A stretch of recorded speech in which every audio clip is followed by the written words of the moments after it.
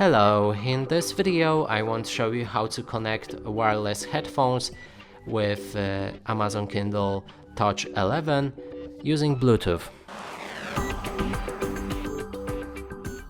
And to do this, first we'll need to click on the three dots in the top right corner of the screen and move to the settings. Inside, select Wi-Fi and Bluetooth, go for Bluetooth devices, but also make sure that your Bluetooth is enabled. And now we can take a look on the headphones, and depending on which headphones you have, the pairing mode procedure might be different.